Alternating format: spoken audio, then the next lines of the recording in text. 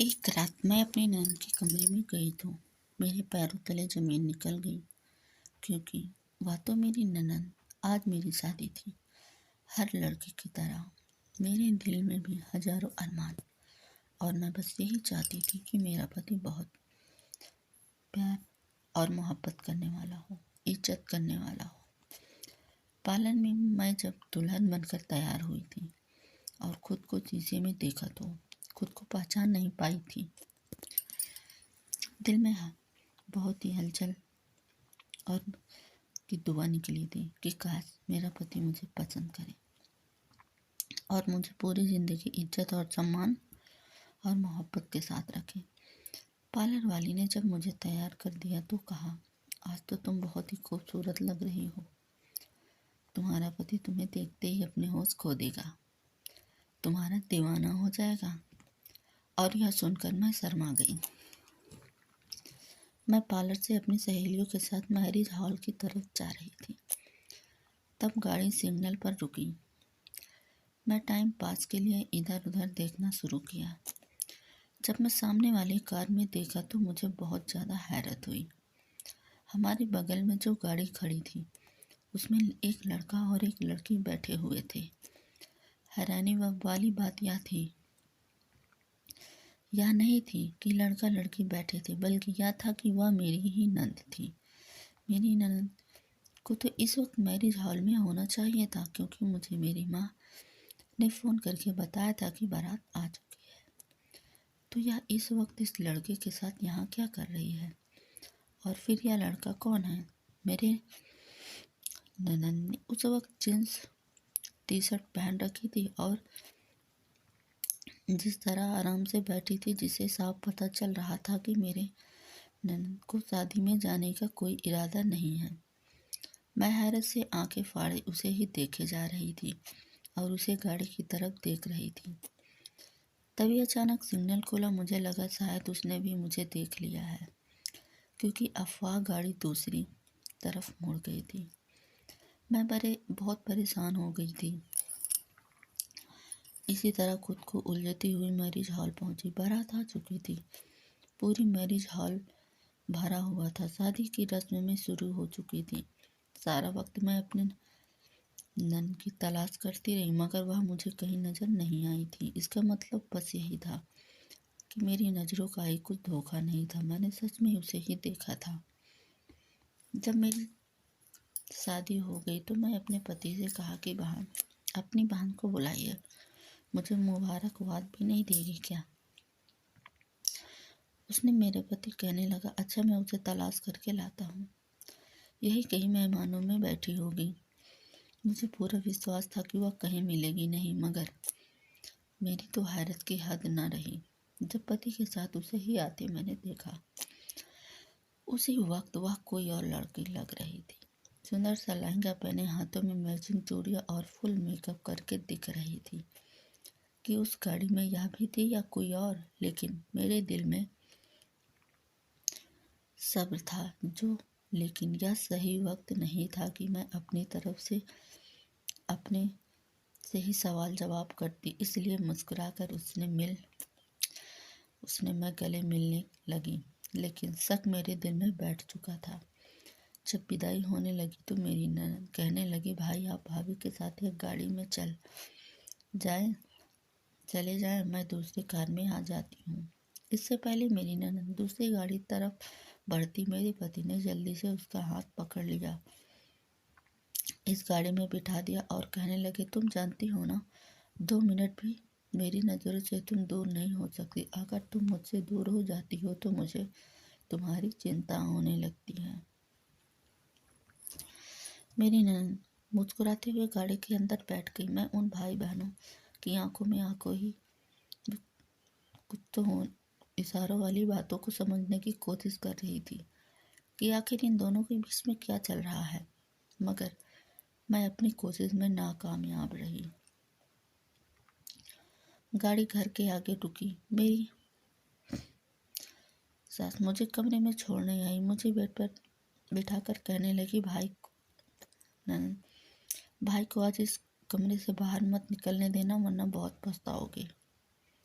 उसकी अजीबोगरीब बातें पर मैं तंग रह गई, लेकिन कुछ न बोल सकी। बस चुप रह गई और सोचने लगी, इसका दिमाग खराब है। भला शादी की पहली रात कोई पति अपने पत्नी को छोड़कर कहाँ जाएगा। वह मुझे अजीब सी अंदाज की नज़रों से देखते हुए चली गई। थोड़ी देर बाद मेरा पति अंदर आ गया। वह बहुत जल्दी में था। उसने कमरे में आते ही अलमारी से एक डिब्बी निकाली और मुझे देकर कहने लगा, इसमें तुम्हारी मुंह दिखाई का गिफ्ट है। मैं अभी जा रहा हूँ, सुबह बात करते हैं। वह बात खत्म करके जा चुका था और मैं सब की हाल में बैठी रह गई। यह सब आनन फानन में हुआ और मुझे कुछ कहने का मौका भी नहीं मिल रहा था। मुझे अचानक ही अपनी नंद की बातें याद आ गई।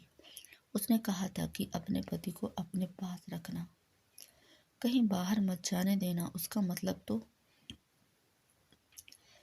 मतलब तो यही था कि उसे मालूम था कि आज की रात मेरा पति बाहर जाने वाला है। वह मेरे साथ रात नहीं बिताने वाला है। यह सवाल मेरे दिमाग में आते चलते गए और यह सब सवाल मेरे दिमाग में सब शक भी पैदा करते रहे। मेरे साथ कुछ गलत तो होने वाला था। मैं इस परिवार को कभी ठीक से जानती नहीं थी। ननद ने भी बस 2-4 मुलाकात की हुई थी और मैं उसको अभी तक समझ नहीं पाई थी। दूसरी तरफ की था, उसे तो मेरे पास बैठना नहीं चाहिए था। आज तो हमारी सुहागरात थी, उससे प्यार मोहब्बत की बातें करता, जबकि वह तो मुझे छोड़ छाड़ कर जाने कहाँ जा चुका था। यह शादी रिश्ता कराने वाली एक मौसी ने कराई थी। मेरी माँ चाहती थी कि मेरी शादी किसी एक ऐसी जगह पर हो जहाँ ससुराल वालों का झंझट ना हो। जानने वालों में तो मेरी जोड़ों का रिश्ता नहीं था और आसपास में जो लोग रिश्ते के सिलसिले में आते थे उन्हें मेरी माँ खुद मना कर देती थी। कहती थी, मैं अपनी बेटी की शादी ऐसे खानदान में नहीं करूँगी जहाँ लड़का ऐसे ही करूँगी जहाँ लड़का अकेला हो, कि मेरी बेटी वहाँ राज करे। माँ ने खुद 20 साल तक जॉइंट फैमिली में गुजारे थे और वहाँ रोज लड़ाइयाँ भी होती थी। मेरी दादी और मेरी ताई चाचा मेरी माँ का जीना दुश्वार कर रखा था। हम जितने साल उस घर में रहे, हमें दिमाग के आराम नहीं मिल सका।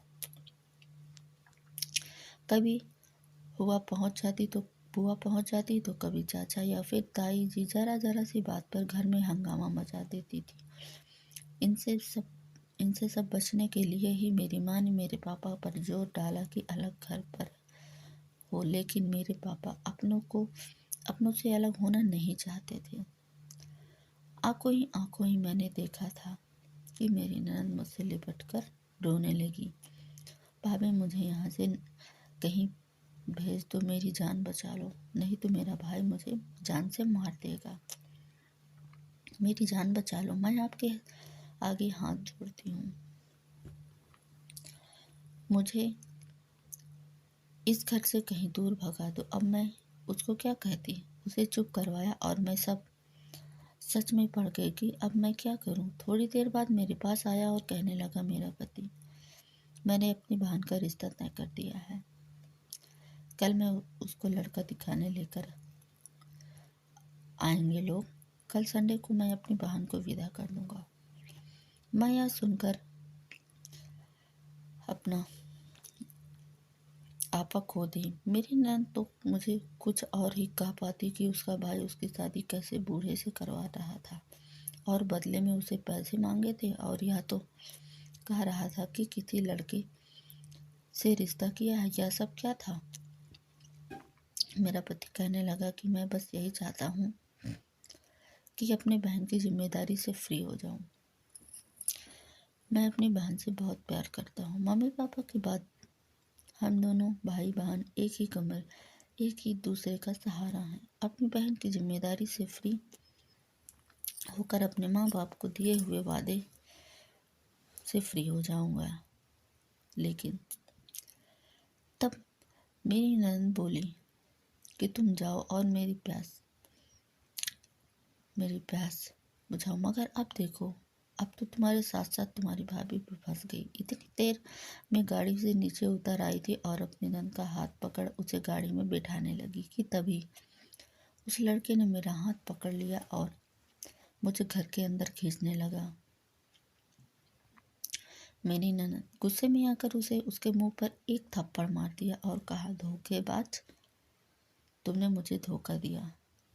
तुम्हारी खातिर मैंने अपने इतने प्यार करने वाले भाई को धोखा दिया। जैसे ही मेरी ननद उस लड़के को थप्पड़ मारा तो उस लड़के ने फोन करके 2 और लड़कों को बुला लिया। मुझे उन लोगों के इरादे खतरनाक लग रहे थे। मैंने यहाँ बहुत बड़ी गलती कर दी। वह मेरी नाम को खींचकर नन को खींचकर ले जा रहे थे कि इस वक्त पुलिस के सायरन बजने की आवाज आ रही थी। पुलिस के साथ अपने पति को आते देखकर मैं भगवान को धन्यवाद किया। जैसे मेरी जान में जान आ गई थी। पुलिस तुरंत उन लड़कों को पकड़कर ले गई। मैं एकदम से डर गई थी कि मेरा पति को मैं नींद की गोलियां देख रही थी और फिर वह कैसे यहाँ आया। लेकिन मेरा पति कहने लगा, मेरी बहन की महीनों से पहले इस लड़के से मुलाकात हुई थी और वह इस प्यार में जाल में फंसती जा रही थी और मुझे पता चला तो मैं इस लड़के के बारे में सारी जानकारी लेना शुरू कर दी। अगर यह लड़का ठीक होता तो मैं अपनी बहन से ही इसकी शादी करके उस लड़के से खुशी खुशी करवा देता इस लड़के के साथ। लेकिन जब मुझे पता चला कि यह लड़का धोखेबाज और कैरेक्टर का गिरा हुआ है आदमी ही, मैंने अपनी बहन को उस लड़के के बारे में सारी सच्चाई बताई। लेकिन मेरी बहन ने पूरा विश्वास मुझ पर नहीं किया। मेरा उल्टा उसकी बातों में आकर मुझ पर ही शक किया और घर से भागने का प्लानिंग करने लगी। जब तक मेरी शादी का एक दिन आ गया, इसलिए मैंने उस पर शक किया और उसके कमरे में ही उसे बांध कर रखने लगा, क्योंकि वहाँ यह दोबारा भागने की कोशिश कर चुकी थी और मैं नहीं चाहता था कि उस आवारा लड़के के साथ अपनी यह जिंदगी बर्बाद करे। तो क्या दोस्तों, क्या मैंने सही किया? अगर मैं सही किया हूँ तो आप कमेंट में ज़रूर बताएं। अगर यह स्टोरी आपको कहानियाँ पसंद आई हो तो प्लीज़ एक लाइक और चैनल को सब्सक्राइब ज़रूर कर लें। हम ऐसे स्टोरियाँ आप तक अच्छी पहुँचाते रहेंगे। तब तक के लिए मेरी तरफ से प्यार भरा धन्यवाद है।